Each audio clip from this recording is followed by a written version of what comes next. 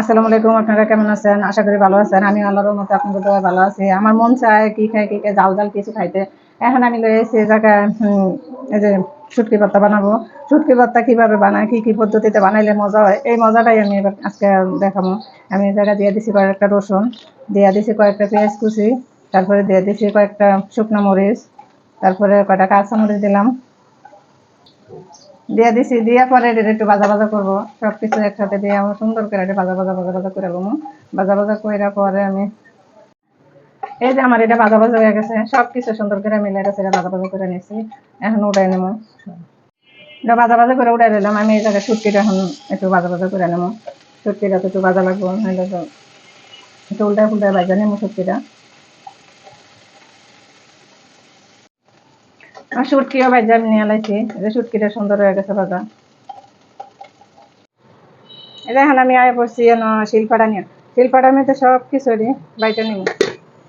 আগে আমি কাঁচামরিচ, শুকনো মরিচ, কাঁচামরিচ স্বাদ মতো লবণ দিয়া আমি এগুলো বাইটে নিতেছি। বাইটে নেওয়ার পরে আমি আমার মরিচটা বাটা শেষ। এখন আমি আবার এই যে রসুন আর পেঁয়াজটা নিছি, ওটা বাটাবাটি করে নেবো, সুন্দর করে বাটা। আপনারা চাইলে বেলেনও করতে পারেন, কিন্তু আমি বেলেন করলাম না, আমি ফাটা বাইটে নিলাম।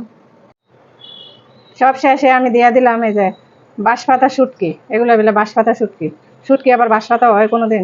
বাঁশপাতা তো বাঁশপাতাই, শুটকি বলে বাঁশপাতা। ভর্তাটা বানান শেষ। এখন আমি যেটা করুম, এটা হচ্ছে আমি এই ভর্তাটা দেখেন, এই যেরকম লাউ পাতা নিছি, লাউয়ের পাতার ভিতরে এরকম ঢুকাই দিতে হইব। লাউয়ের পাতার ভিতরে শুটকি ভর্তাটা দিয়া আপনি চাইলে লাউ পাতা দিতে পারেন, মিষ্টি কুমড়ার পাতা দিতে পারেন, তারপরে দিতে পারেন হচ্ছে কচু পাতা, যার যেটা মন চায় দিয়া এইভাবে এরকম বইটা নেবেন। সুন্দর করে এরকম বাঙ্গা দিয়া নেবেন। বাঙ্গাটা দিয়া দেখছেন বানাইয়া এই যে পাতার ভিতরে মোড়াইয়া নিয়ে লাইছি, মোড়ানো শেষ। পরে আমি একটা প্যান বসাই দিছি, এই যে ফ্রাই প্যান বসাই দিলাম। ফ্রাই প্যানের ভিতরে একটা একটা করে আমি সুন্দর করে এগুলো দিয়ে দিই। তারপরে আমার দেওয়া শেষ। এখন আমি একটা 5 মিনিটের লেগে ঢাকনা দিয়ে দিলাম। এখন আমি এক সাইড উল্টে দিই, দেখি কেমন হয়েছে। সুন্দর এক সাইড হয়ে গেছে, এই সাইডটা উল্টে পাল্টে একটু দেবো। এক সাইড হয়ে গেছে, আরেক সাইড উল্টে পাল্টে দেওয়া লাগে। দেখেন আমার এই জিনিসটা কত সুন্দর করে হয়ে গেছে। এই যে আমি উঠে নিতেছি। এই যে আমার শুটকির ভর্তাটা হয়ে গেছে। এমনিতে নর্মালি সবাই শুটকির ভর্তা খায়। বলবেন যে শুটকির ভর্তা খায় এরকম পাতার ভিতরে মুড়াইয়া দিয়ে খাই, মানে খাইবেন যে গরম ভাতের সাথে খাইয়া, মানে স্বাদে দ্বিগুণ স্বাদরা বাইরা যাবো, অনেক ভালো লাগবো। একদিন খাইয়া দেখেন।